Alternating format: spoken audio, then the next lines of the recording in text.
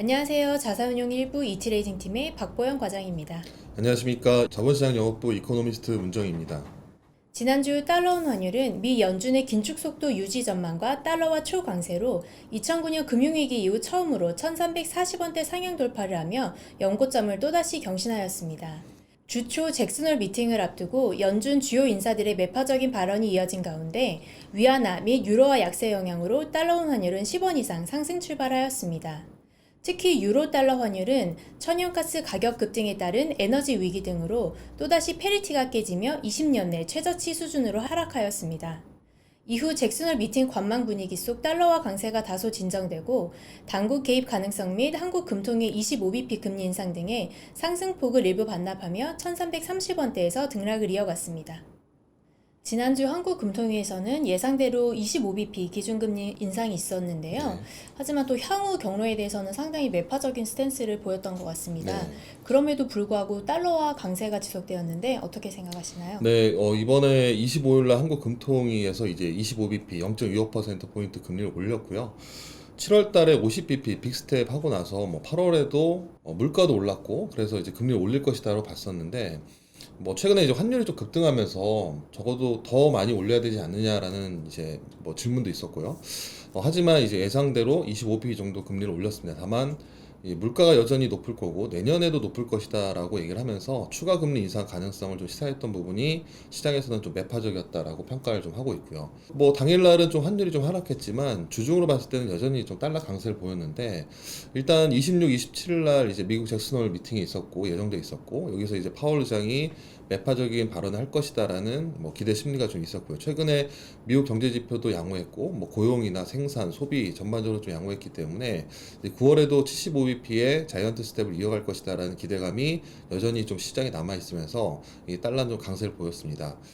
전반적으로 환율이 좀 올랐던 부분에서 지금 달러 환율이 1,340원 이상 오르는 부분들은 아무래도 원화 약세 부분보다는 이제 달러 강세 쪽이라고 봐야 될 것 같고요. 이 부분은 8월 달 들어서 미국 연준의 이제 긴축 속도가 계속될 것이다, 계속 이제 가속이 될 것이다라는 부분 때문에 이 달러 초강세를 보였던 부분이 이 환율을 좀 큰 폭으로 올린 그런 주요 요인으로 봐야 될 것 같습니다. 이 연준의 두 차례 연속 자이언트 스텝 인상 이후에 긴축 속도 유지 여부를 두고 경제 지표에 더욱 많은 관심이 쏠리는 것 맞습니다. 같습니다. 금주 예정된 경제 지표 부탁드립니다. 네, 이번 주에는 한국 쪽이랑 그다음에 이제 미국 쪽에서 주요 지표 발표될 예정인데요. 한국 쪽에서는 9월 1일 날 무역 수지, 8월 무역 수지 발표될 예정이고요. 그다음에 이제 소비자 물가도 발표될 예정입니다. 일단 8월 무역 수지는 적자가 클 것이다라고 보는 게 맞는 것 같고요. 왜냐면은 8월 20일 동안 이제 무역 수지 적자가 102억 달러를 기록을 했거든요. 그렇기 때문에 실제로 이제 월간으로는 그거보단 적겠지만 그래도 무역 적자가 월간으로 아마 최대가 나올 것 같아서 그런 부분은 원화 약세 요인이라고 봐야 될 것 같고요. 또한 이제 미국 쪽에서는 8월달 ISM 제조업 지수 그리고 주 후반에 이제 미국 고용 지표가 또 주목할 지표입니다. 지금 제조업 지수 같은 경우에는 최근에 이제 수주 지표도 안 좋았고요. 그다음 고용 지표도 안 좋았기 때문에 물가도 좀 하락했고 그래서 8월달 ISM 제조업 지수는 아마 전월보다는 좀 떨어질 것이다라고 보는 시각이 좀 많고요. 그 다음에 민간 고용 같은 경우에도 최근에 이제 미국 쪽에서의 총투자가 좀 감소했고 비용이 올라가고 인건비도 올라가고 금리도 올라갔기 때문에 아마 고용은 지난달은 서프라이즈가 나왔는데 8월 달은 전월보다는 좀 크게 떨어지지 않겠느냐 보고 있거든요. 대략 한 30만 명 정도 보는데 지난달에 이제 50만 명 넘었기 때문에 그거의 한 절반 수준 정도 보고 있습니다. 따라서 미국 쪽에서의 이런 제조업 지수나 아니면 고용 지표가 안 좋게 나온다면 아무래도 그거는 달러 강세를 좀 지지하기 좀 어려울 것이다라고 봐야 될 것 같고요.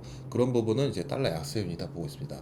따라서 이번 주에는 이제 한국 쪽에서의 무역 적자 부분 이런 거는 원화 약세 요인이나 또 미국 쪽에서의 경제 지표가 좀 부진하다면 이 부분은 이제 달러 약세 요인이기 때문에 환율은 상반보다는 조금 내려가지 않겠느냐라고 보고 있습니다. 그래서 이번 주 달러 환율은 하단은 1315원 그리고 상단은 1340원 정도 예상을 하고 있고요.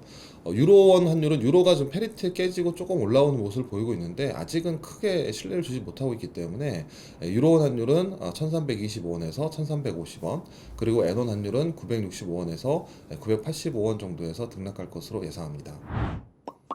지금까지 똑똑한 환율 이야기 환율 똑똑이었습니다. 감사합니다.